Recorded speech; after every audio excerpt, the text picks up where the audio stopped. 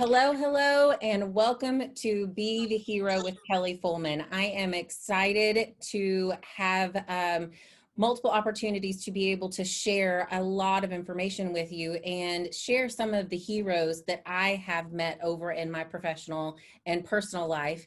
And I love and enjoy interviewing these heroes because there are lessons, and they don't even know this, there are lessons that they have taught me over the years.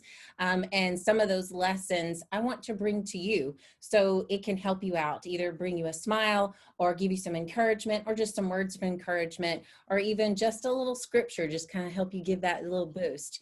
So thank you so much for joining on my podcast and my YouTube channel, Be the Hero and Rescue Yourself. And I am so excited to introduce my really good friend, Christy, all the way from Houston, Texas. I am so excited for her because she has a book that's out. It's called Removing the Rings. So I will put a link up here in a little bit to all of her websites so you can connect with her. And Removing the Rings is discovering life and love beyond divorce. So welcome, Christy. Tell us a little bit about yourself. Thank you, Kelly. Thank you so much for having me as your guest today. Well, let's see. As you stated, I am a divorcee. I've been divorced for 10 years now. And I'm living in Houston and raising my daughter, Brooklyn, who is 14. I remember when she was little when we first met. Oh my goodness. So yes. I think she was 3 or 4. Mm-hmm. Yeah. Yep. Time has flown by. It has flown by. So let's talk about first how we met, because I always like to give stories of how I meet a lot of my podcast guests. They're not just guests that are randomly picked out of somewhere. They are some of the people that I have met through my life. So let's talk about how we met. Okay. Well, we met, I believe, in 2009 or 2010. And I was working for DeVry University, and you were my manager and one of the most fun and energetic and cool managers I'd ever had before. So I worked there, I believe, 2 years. So I think it was 2009 to about 2000, maybe 2011. I remember because I got divorced, my divorce was finalized in 2010. So when I started working there, I was going through a really difficult time, but I was kind of able to mask it until I was actually going through the divorce. And that became one of the most difficult times. So it was, a blessing to have such great people, not just my friendship circle, but my work circle as well, of women around me who were so supportive, like you and my direct manager, Janet. And, it was one of the worst times, but you were just so kind to me during those times. And you were just so nice not to fire me. You said, hey girl, you know what? I think it'd be a good idea to resign. You gave me the opportunity because my production had just completely sank, but it was a bad time, but I still have good memories, so many good memories with you and the whole team there. So that's how we met. The team was they were a team in themselves. It was a whole new world once I left, took over Houston, Dallas, and the rest of Texas. I always enjoyed coming to Houston because it's kind of my old stopping grounds, because I'm originally from Beaumont. So Houston and Beaumont area has always been, it was always nice to feel like I was coming home. And everyone at the Houston campus, they were just family, and it was always nice to see. So you left DeVry and you went on to become a professor at a college. So tell us a little bit about that and your career journey just for a few seconds. Okay. Well, actually, I started working there part-time in the evenings while I was still at DeVry, because like I said, I had just divorced and I needed more income, to be quite frank. I needed more income. So it was so funny. And I always share this story with my students as well.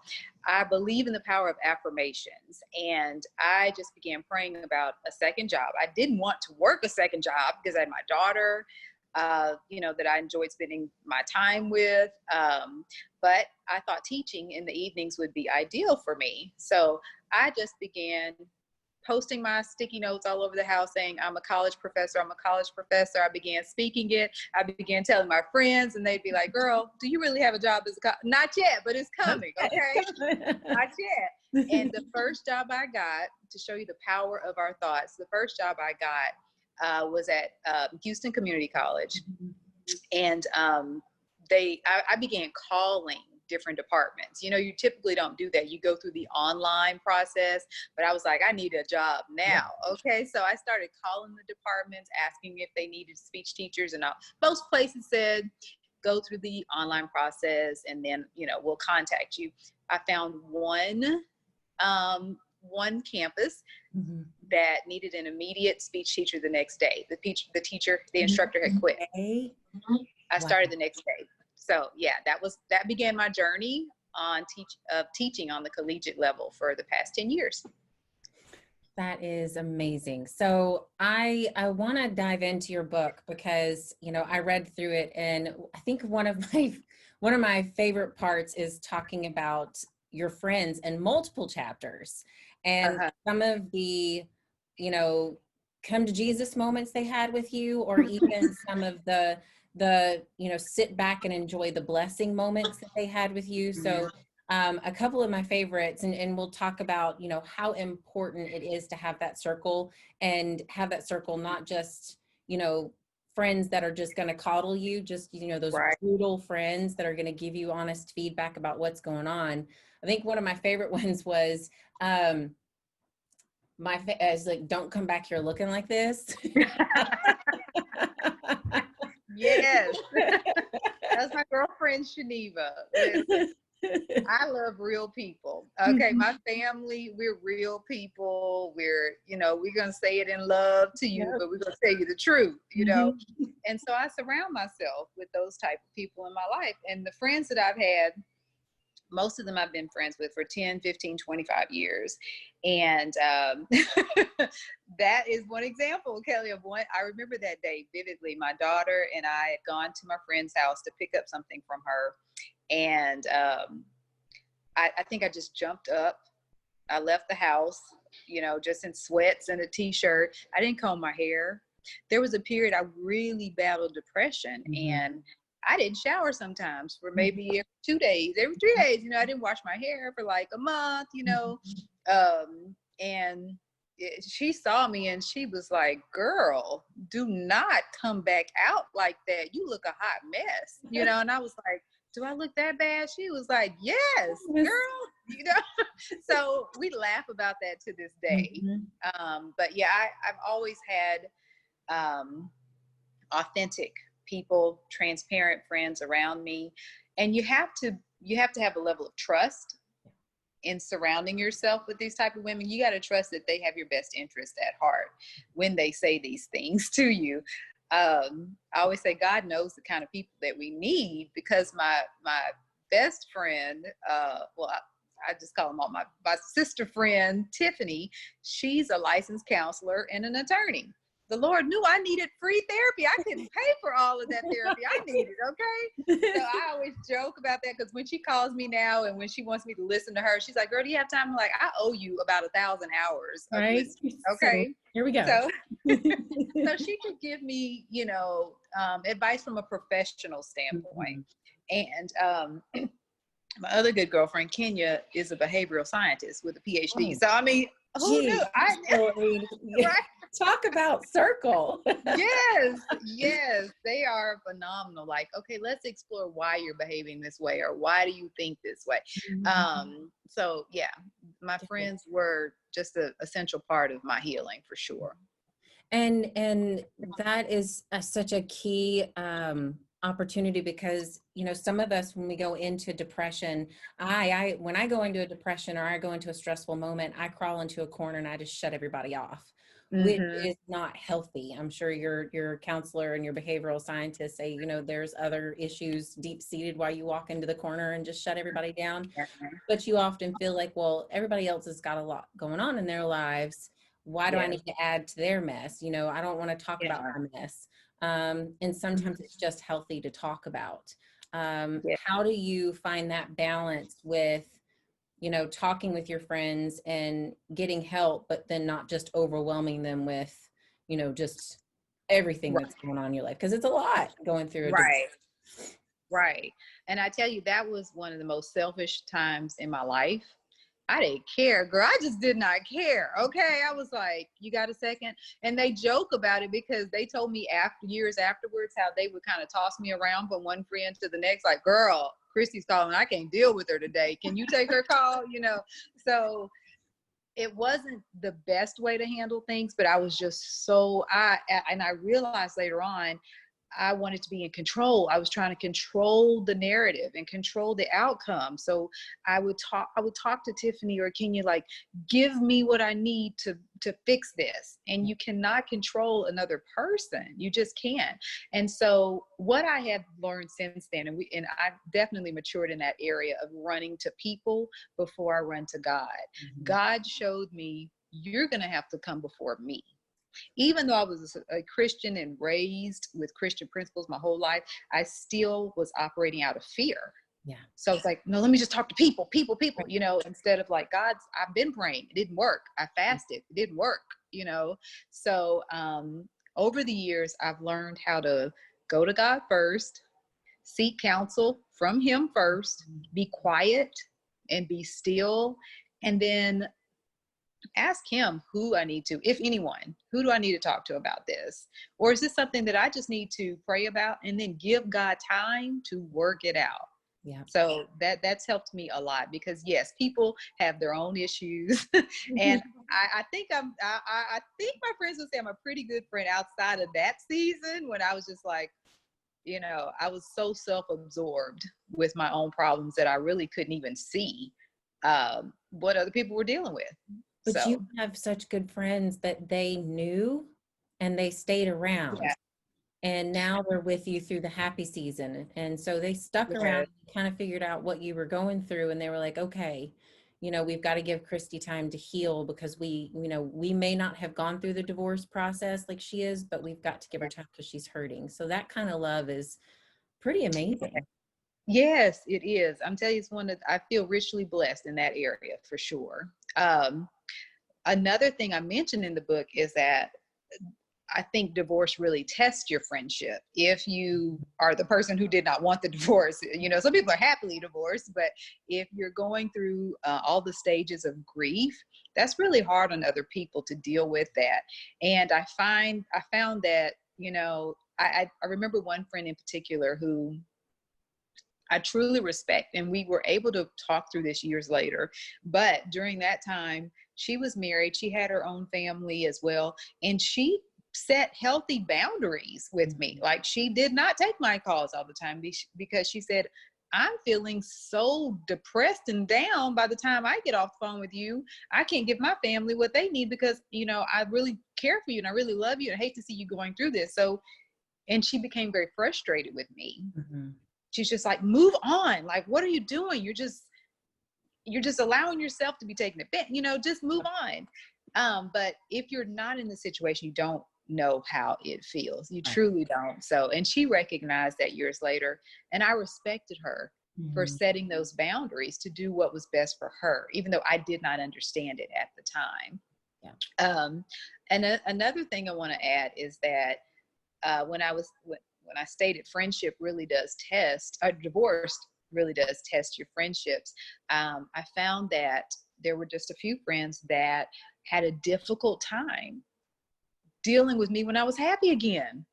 Oh. They liked the idea of being the person that was always encouraging me when I was down. But when I began to when God began to heal me and restore me, there were some challenges in one particular friendship I remember because they really enjoyed, I think Being the crutch. maybe enjoyed is not the right word, but They would you like say being that crutch. they liked being that crush? I needed them in that capacity. Gotcha. Yeah. Yeah. Yeah. Yeah. So I see that. So, not only did you have friends that told you the brutal honesty, but then you also had one friend that you were sitting outside and you were talking and kind of, complaining and being negative Nelly. And he was like, have you looked at the birds? Have you Right. looked at the sky? I mean, have you looked, and seeing the blessings, that anger is part of the grieving process. It's an important part to go through that anger, and we'll talk about that in a little bit. But how important it is to also stop and smell the roses, or look at the birds and look at the sky. And this friend actually pointed it out to you, and you were just like, oh. Right. Yes, yes, I remember that as well. My good friend Carlos, he's a comedian. He cracks everybody up all the time. So yeah, he really helped me to remember there are still blessings around you. Life is still moving on around you. You feel so stagnant and stuck in this space, but there's still so much going on around you if you just open your eyes and be willing to be a part of life again, life outside what you're going through in that season. That's just so important. I think having an attitude of gratitude, Yeah. just brings more for you to be grateful for. So I had to start with the small things. Thank you, Lord, that my daughter is healthy. Yep. Thank you that her dad is in her life and he's a great dad. Yep. And I just began to find more and more day by day, slowly, very slowly. Some days I would fall back and have a relapse and say everything's horrible. But, you just have to really find just even the smallest things to be grateful for. Yeah, that's important. So the other thing is self-care. So you took your self-care and you kind of separated into three different parts: mind, body, and soul. And so many times we take care of one but miss out on the other two, or we take care of two and miss out Yes. on one. Mm-hmm. How important is it to encompass all three of them? And if one's off, I think people need to understand the other two or the other one is going to be off as well. Right, right. Everything starts in our minds. Mm-hmm. So if you are having negative thoughts, then that's going to impact the way you treat your body, the way you live your life, the way you treat other people. So everything starts with your thoughts, and our conscious thoughts impact our conscious mind impacts our subconscious mind. So our conscious thoughts then impact how our subconscious mind obeys what the conscious mind tells us to do. Yep. So if you're thinking, I'm just going to be depressed for the rest of my life, And that's what's then going to you're happen. going to behave in a way. Yeah, you're going to attract more depressing experiences to your life. You have to focus daily on positive thoughts. Again, having an attitude of gratitude, focusing on the good things that you have in your life.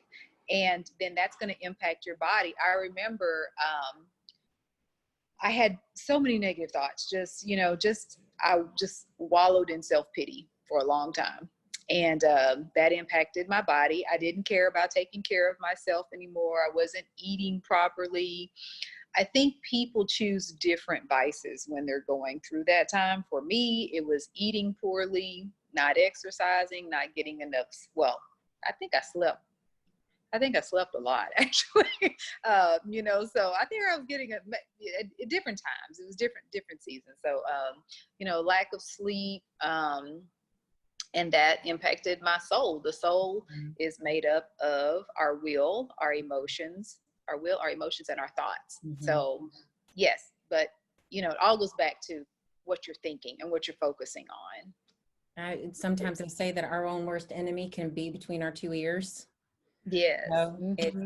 It's your mind and how you think and how the self-prophesizing, putting the sticky notes everywhere saying, I'm a college professor, I'm a college professor, I'm a college professor. You see that every single morning, everywhere you go, and it gets into your head, and then you just ultimately figure out how that's going to happen and Right. start making the steps to make that happen. The same thing with your book. You kept saying, I've got to write this book. This book is in me. I'm not ready. I'm not ready. And then finally you knew there was a book and God had put it on your heart. And then finally you decided to take the step and just kind of push out there because you felt the message, even if it only got to one or two people, it's a much needed message. Yes. and it's so important for people to get through this, because we do find the divorce rate pretty high these days. Um, Yes. and I do, it is a loss. I mean, you said it is a death. It is a death Mhm. to you, and it is something that you've got to go through, good, bad, or ugly. But Mhm. look at you Right. get out on the other side, and 10 years later, you know, Yes. you're doing really well, and you are teaching, and I Thank know God. that you've got other goals in mind too. So Yes. the Yes. other thing is, I want to talk about anger. You talked Okay. about anger in there, and making bad choices while you're in that season of grieving, which is anger. Mhm. Um, Mhm. I found out through my counseling, through some things that I've, gone through, that I skip the anger and the sucks part, and I go straight to the silver lining. I go straight to the blessings. I go straight to Okay. acceptance, and I don't have that anger moment. Okay. So how important is that moment?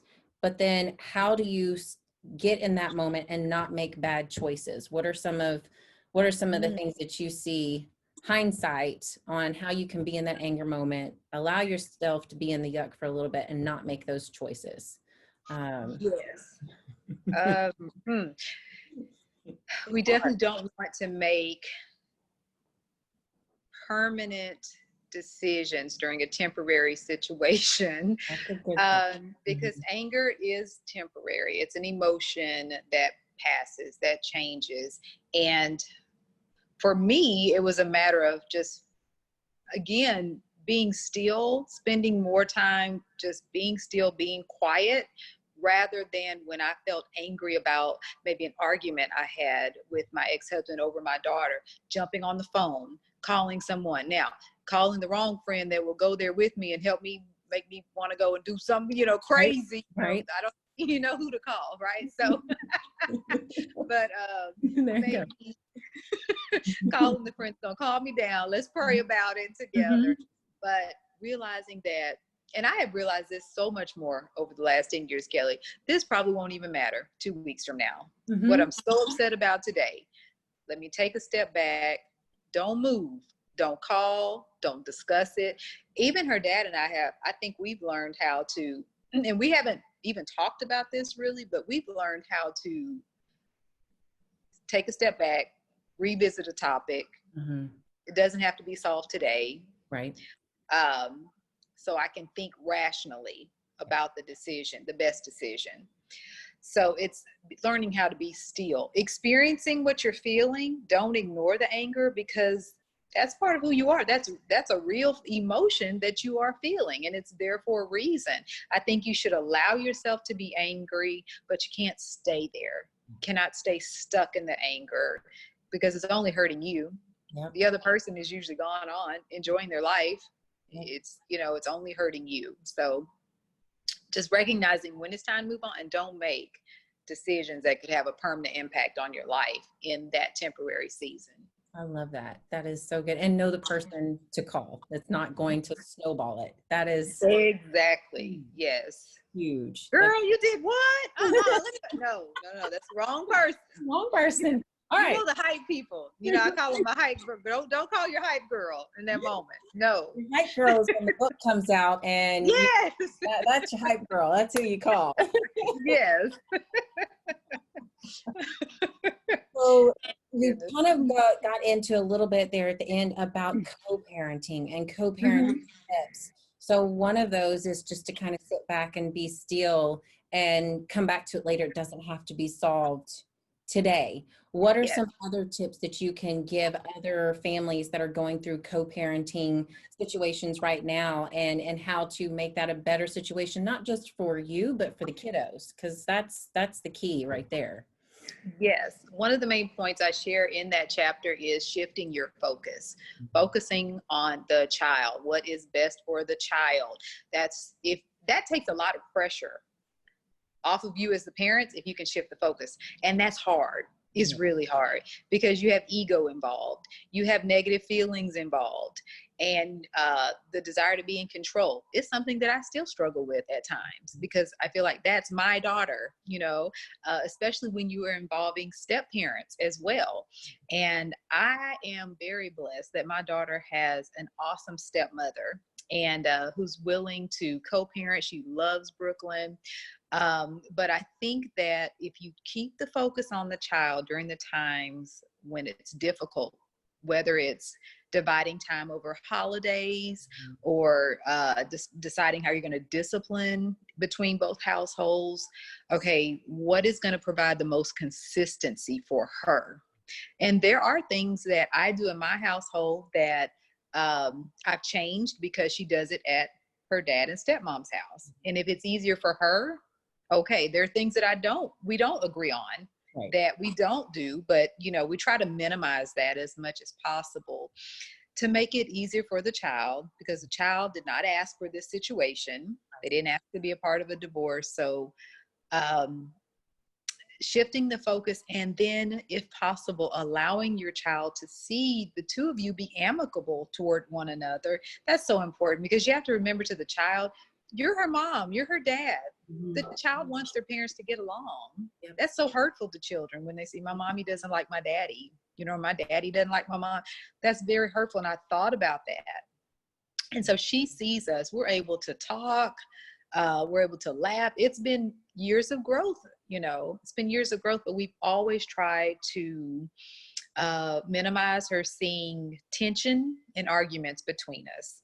Because I remember when my parents divorced, I was in college. I'd graduated from college. But one thing I really loved about my parents is that I've never heard them say a negative word about the other person. Never. And it was funny that they were still trying to shield my younger brother and I as adults from that type of pain, from the divorce. So keep the focus on the kids. That's the most important thing. So I always like to ask, what are like your top 3 things that you would like to tell people about removing the rings? So top 3 statements or top 3 words of encouragement that you would like to leave people today with. Wow. Okay. I've never been asked that question. Let me think. Regarding the book or just divorce? Just divorce, period, or regarding the book? Okay. Number 1, I would say, remember, this too shall pass. This too shall pass. It is a temporary season in your life. Don't get stuck here. Keep moving forward. Number 2, look forward to what lies ahead. Forget the things that lie behind you. That's one of my favorite scriptures. Keep looking ahead. Press on toward the mark, the goal that God has for your life. And 3, how do I phrase this? Know that you are not your divorce. That's a part of you, but that's not who you are. That's a part of your story. Because for me, it caused deep feelings of failure, like the greatest failure I've had. Like it knocked me down. Like, wow, I don't, our success in our relationships. Yes. So yeah, know that it's just a part of your story. It's not who you are. I think I love the quote inside there saying you never got forward by looking backwards, because you always right. Into stuff. That's right. Stubbing your toe because you're looking this way and going that way. Yeah. And we try to do both at the same time. Like, we want what's ahead, but we keep looking at our mistakes in the past. Yes. And I think a lot of that, you talk about the enemy in your head too. I think the enemy tries to remind you about all the things that you failed at, or all the things that, were a failure. And one of them is divorce. And being a Christian, you understand and value the sanctity of marriage. And then that enemy comes and dives in, and it was like, well, you couldn't bring a marriage together. You didn't keep your marriage together. And it just kind of eats at you. And that's that enemy trying to steal and distract you from seeing other opportunities and other blessings, and being a good co-parent and mom and ex-wife to, and then being a good friend too. So it's Right. amazing. Right. That's so true. I agree with that. Yes. If you can just master the mind, everything else will fall into place. I really believe that. Well, I appreciate your time. I know you have a busy schedule with a young lady that is a freshman in high school. God, Yes, yes. um, Oh, and just pray teaching for all me. the kiddos. So congratulations on all the success, Christy. Don't forget, guys, removing the rings, discovering life and love beyond divorce with Christy Denise. And I will get all the links to you guys in my podcast and then also in the bio on YouTube. And please check her book out, check her website out. And thank you so much, Christy. I so enjoyed talking with you again, and You too, Kelly. Thank for you. being another one of my amazing heroes. You are fabulous. So just keep knowing that and keep thinking that. So are you, Kelly. So are you. Thank you. Thank you so much. Take care. Bye, Bye girl. bye. Thank you so much for tuning into my podcast, Be the Hero and Rescue Yourself with Kelly Fullman. If you enjoyed listening to my podcast or watching this YouTube video, please follow or subscribe to my channel and walk with me through my journey of celebrating my very own heroes and an opportunity to learn the valuable lessons they taught me over the years, which allowed me to gain the courage to wear my very own cape and be the hero of my life. You can also follow me on Instagram at K Fullman, that's KFUHLMAN, at Facebook /K Fullman1, or on LinkedIn, Kelly Fullman MBA. Also, please leave your comments below because I see feedback as a gift and it will guide me on how to help you gain the courage you need to rescue yourself. Be sweet, y'all. Thanks.